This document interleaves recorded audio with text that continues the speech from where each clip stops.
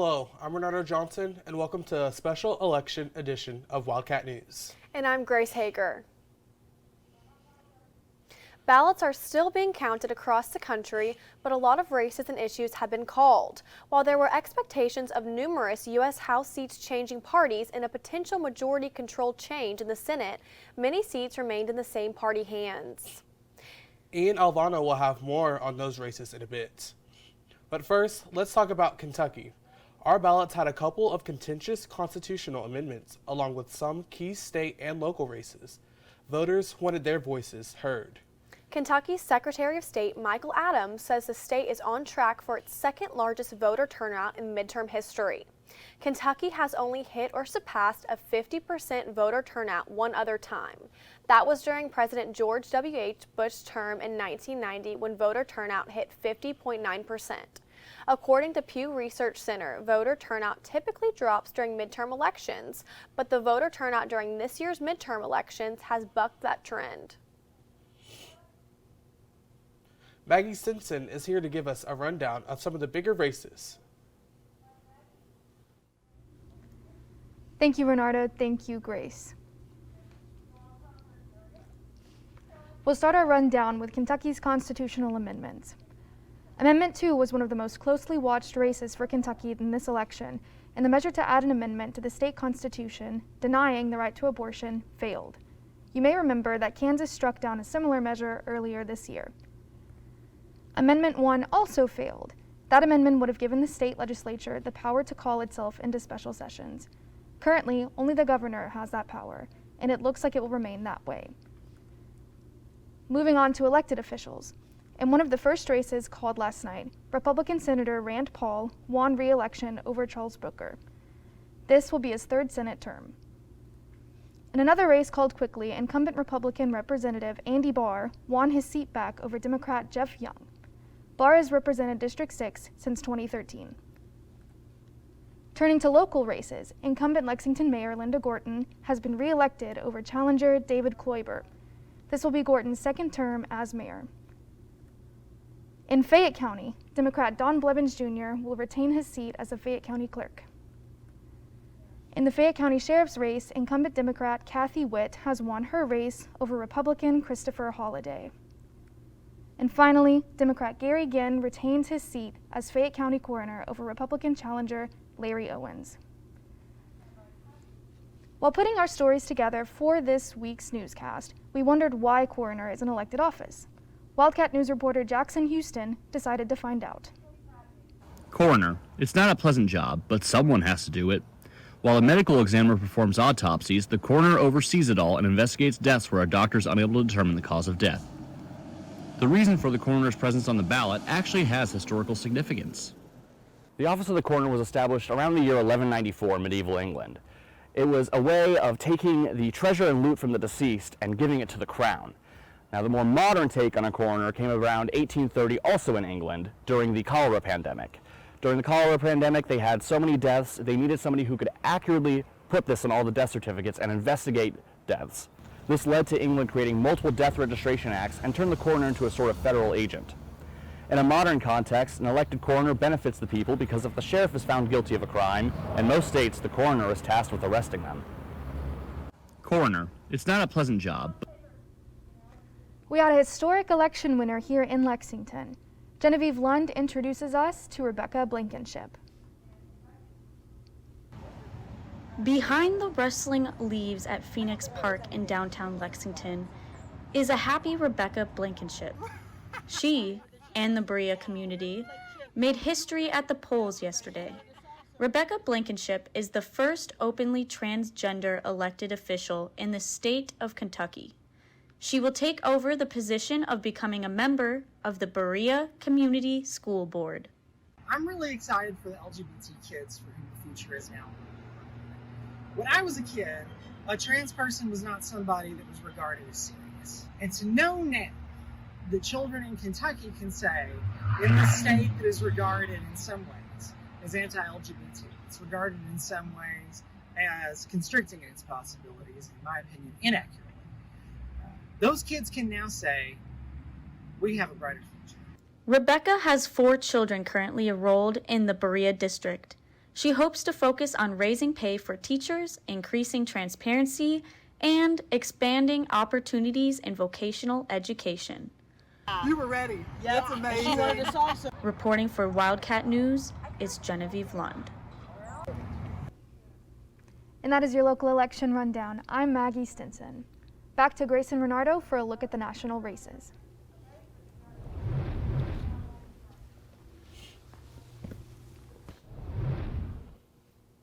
Early voting across the country was happening at a record-setting pace just before Election Day. With the entire U.S. House and 1/3 of the Senate seats up for grabs, Americans wanted to make their voices heard. Now the votes are in, but the ballots are still being counted. Karen Kafa has the latest from Capitol Hill. We don't have the definitive number yet when it comes to the balance of power in either chamber here on Capitol Hill, but there are some things we do know about this midterm cycle. First, it wasn't the red wave that some Republicans predicted and Democrats had feared. The economy, inflation was high on voters' minds, but it wasn't the only issue that motivated them in the voting booth, and the country remains closely divided among the two political parties. The battle for control of the U.S. Senate is coming down to just a handful of critical races. Nevada, Arizona, and Georgia were a tight contest between incumbent Democratic Senator Raphael Warnock and Republican Herschel Walker could go to a December runoff. I look forward to continuing on that journey together over the next 6 years. I'm like Ricky Bobby. I don't come to lose. So far, Democrats garnering enough victories across the country to stave off Republicans' pursuit of a red wave. Each party now clinging to hopes of winning narrow majorities in at least one chamber. Democrats earning a much-needed opportunity to maintain Senate control with one critical win. I'll be the next U.S. Senator from Pennsylvania. As Lieutenant Governor John Fetterman defeated Trump-endorsed Dr. Mehmet Oz to flip the formerly Republican-held Senate seat. The GOP also falling short on Senate races in New Hampshire and Colorado, but taking key victories in Florida, North Carolina, and Ohio, where Republican J.D. Vance defeated Democratic Senate candidate Tim Ryan. I will never forget the great people of Ohio. Thank you for this honor to serve you. Control of the House, too, remains uncertain. Republicans who expected to benefit from high inflation and historical trends have not seen all of their anticipated victories materialize. However, GOP momentum in the closing stretch has given the party some hope. It is clear that we are going to take the House back. But with so many races yet to be determined, the balance of power in Washington is still up in the air. And whichever party takes control of either chamber here on Capitol Hill, the majority is going to be a slim one, and that will also impact how the Biden White House approaches its agenda for the next 2 years in dealing with Capitol Hill. On Capitol Hill, I'm Karen Kafa. With nearly 1/3 of our students coming from other states, absentee voting is something on the minds of many. Ian Alvano has an inside look at the process for our out-of-state Wildcats. Kentucky is home to many out-of-state students. I wanted someone to explain how absentee ballots worked. Is it easy for out-of-state students to get an absentee ballot and vote in the election? We'll see. All I had to do was, when I went back home over fall break, I just went to it wasn't the DMV, it was one of the government offices, and then just filled out some paperwork, and then they ended up mailing it down. I had to show an ID saying that I'm out of state right now. So the process might not be that difficult after all. This is good news for the nearly 1/3 of UK students who are from another state. Connor Morissard is a UK freshman from Pennsylvania. I think it's pretty easy for college kids to vote, and the only excuse would be is you're just lazy, because anyone can go out. If you take 5 minutes out of your day, you can get a ballot, like the absentee ballot, if you're not in the state, or if you're in the state, you could just drive to one of your local spots and just vote. So there's really no excuse for not voting. As long as they meet deadlines, those absentee ballots will be counted along with the rest. In Lexington, Ian Alvano, Wildcat News. Now let's take a look at some of the results from across the country yesterday. Here's Ian Alvano with more. Thank you, Renardo and Grace. As mentioned earlier, Pennsylvania's Senate race is the big story here, with Democrat John Fetterman flipping a seat from red to blue by defeating Republican Mehmet Oz, more notably known as Dr. Oz. Oz conceded the race in a phone call to Fetterman this morning. A number of other Senate races are still too close to call. One of those is Georgia's race between incumbent Democrat Raphael Warnock and Republican Herschel Walker. As Karen Kafa mentioned earlier, there is a good likelihood that this race may result in a runoff in December. In Nevada's Senate race, incumbent Democrat Catherine Cortez Masto is running against Republican challenger Adam Laxalt. The race is still considered too close to call. Same with the Arizona race, where incumbent Democrat Mark Kelly is facing off against Republican Blake Masters. That race is currently leaning in Kelly's direction, but has not been officially called in the Grand Canyon state. Finally, in a race that has been called, Republican Wisconsin Senator Ron Johnson retained his seat. He was considered the most vulnerable GOP incumbent since President Biden won the state in the 2020 election. We will keep an eye on all those races still in progress and bring you any updates as they may happen. I'm Ian Alvano. Back to you, Grace and Renardo.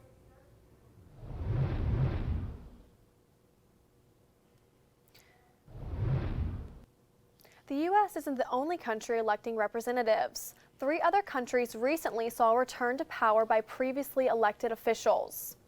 Brazil has elected 76-year-old Lula da Silva as the next president in a close race. This came after 4 years of Jair Bolsonaro's far-right administration. Many believe that this win represents Brazil's return to the left and stands as a personal comeback for Silva after facing imprisonment for corruption allegations.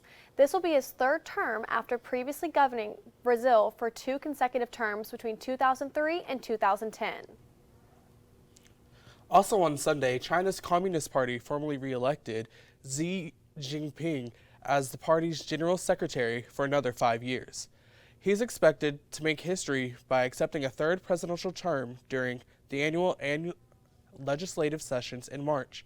After removing the presidential 2-term limit, this could potentially allow Jinping to rule indefinitely. The 69-year-old leader is exempted by some to try to stay in power for life.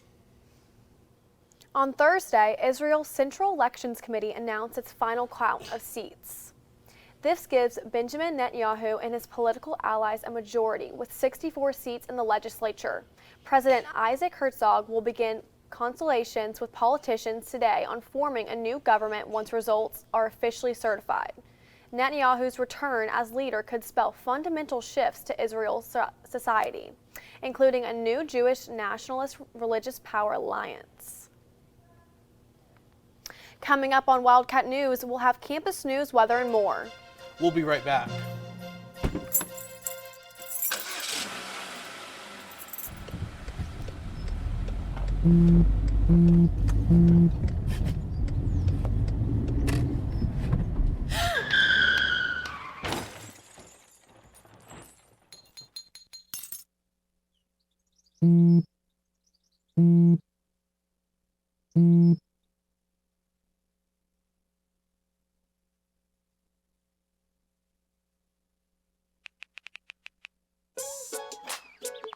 Worried about your friend, but don't know how to reach out?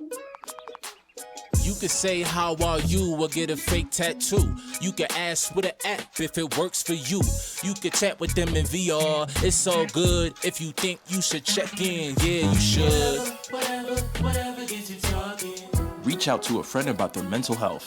Whatever gets you talking. Learn how you can help at seizetheawkward.org.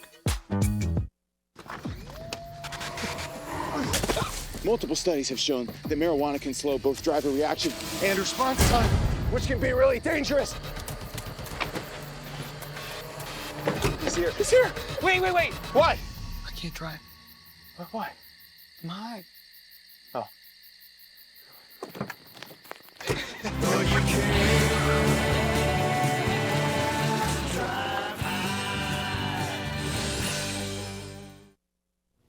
Welcome back. President Eli Capilouto has banned Sophia Rosing from UK's campus after video showing her assaulting a black student and yelling the N-word over 200 times, as well as other foul language.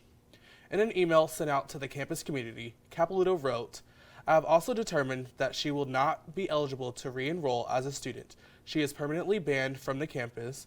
Although she is no longer a student, we must continue our investigations." She has since pleaded not guilty and has been released on bail for her charges of assault, public intoxication, and disorderly conduct and is due back in court Monday. But one organization on campus says they're still fighting for more. The UK NAACP president says he's shocked but not surprised by the lack of transparency shown by the university these past couple of days. Personally, I feel like the university isn't doing enough. And that's not even just for this situation. This is not the first time the students have got together, mobilized, and said the university needs to do more. Just 2 years ago, we were fighting for them to get a racist mural taken out of a building, and that mural is still up in the building. The building is just closed, but they still haven't taken it down. Hundreds gathered for the March Against Racism on Monday night after an on-campus racial attack took place early Sunday morning. Cell phone video swept the internet showing 22-year-old UK student Sophia Rosing assaulting another student, Kyla Springs, while using racial slurs repeatedly. Students and activists spoke not only about the incident, but also about how the university has handled it since. Springs spoke at the march, sharing a statement promoting unity within the community, saying, "I'm deeply saddened by the events that took place, but I'm most grateful for justice that is to come." The NCAAP of Lexington is hosting a virtual town hall tonight to address racial violence and anti-blackness on campus. Several guest speakers are expected, and they are hoping to continue conversations about building the community. There are resources available on campus for students who would like additional support after incidents like these. For referral to services or to receive clinical support, go to Get Help page at studentsuccess.uky.edu/get-help. If you witness discrimination, harassment, or sexual misconduct, you can also file a report online from the same site. As always, if you have immediate safety concerns or emergencies, please call 911. Estill County is under a local state of emergency after a brush fire impacted hundreds of acres in the area yesterday. Judge Executive Donnie Watson says that the country has been under a burn ban for some time to prevent events like this from happening. The smoke has traveled to UK's campus and has concerned about the impacts of air pollution in our area. The Lexington Fire Department has since issued an open burning ban for Fayette County lasting until 7 a.m. Friday. Fayette County is at an elevated risk of fire danger. There have already been fires this week. All residents and businesses in Fayette County should avoid setting fire outdoors until the ban expires. Fayette County Public Schools are back open after closing earlier this week due to increasing illness among staff and students. At least 25 districts around Kentucky have closed since the start of November to try to keep the flu, RSV, and COVID at bay. This has impacted over 100,000 students across the state. Meta CEO Mark Zuckerberg announced today that his company will lay off more than 11,000 employees. The layoffs will affect what are known as companies of the family apps, Facebook, Messenger, Instagram, and WhatsApp, as well as the virtual reality business labs. Zuckerberg has made the decision based on the belief that e-commerce would continue to grow and provide a strong source of revenue for the company. The layoffs will reduce the company's workforce by about 13%. American basketball star Brittany Griner has been moved from a detention center outside of Moscow to a Russian penal colony. She is serving a 9-year sentence on drug smuggling charges after she carried hashish oil into Russia. The transfer follows a Russian appeals court decision that upheld her conviction last month. Russian prison transfers can extend from several days to several weeks. A statement released by Griner's legal team says they do not have information on Griner's exact current location or her final destination.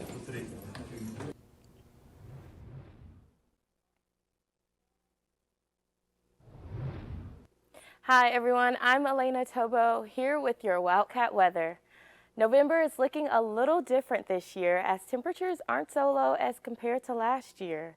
We have some pretty interesting weather coming up in the weekend, so let's take a look at our 5-day forecast. Tonight, temperatures will drop down to 44 degrees.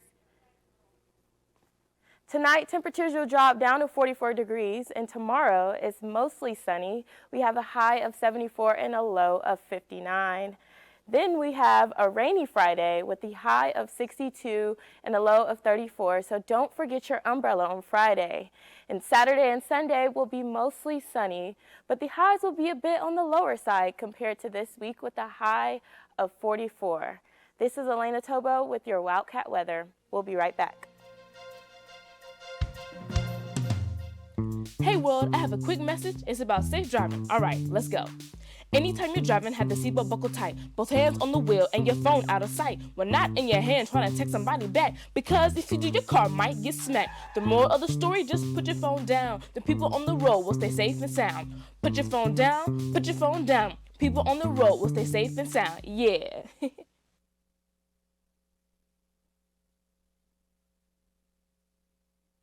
The family's visit to the forest inspired a beautiful question. Mother, mother, am I a tree? You tell me to stand tall. You tell me to stay rooted. I think I am a tree. My child, of course you are. But what kind of tree will you be? The kind to hug or the kind to climb? Doesn't matter what you choose, so long as you choose to be a tree that's kind. Make the forest part of your story at a park near you. Find one at discovertheforest.org.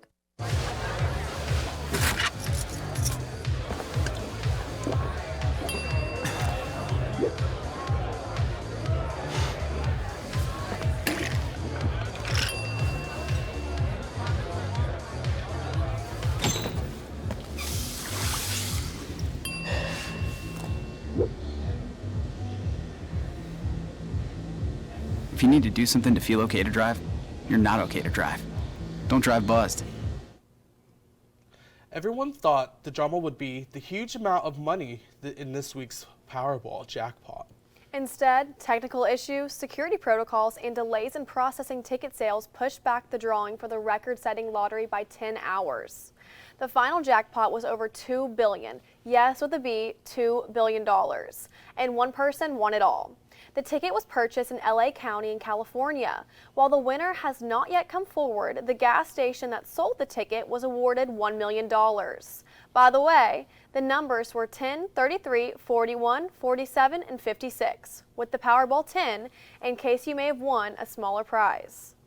You know, Renardo, I honestly have no idea what I would do with that much money. What's the first thing you would buy? The first thing I would buy, probably a new car, since I really need one. But I would also just use money to just like travel to like probably Europe. What about you? I don't blame you. I don't know. I feel like I would invest it immediately. That's also really smart. I mean, I don't know. It's a crazy amount of money, but that's all we have with your Wildcat News for tonight. Thank you for joining us again, and we'll see you next Tuesday for more.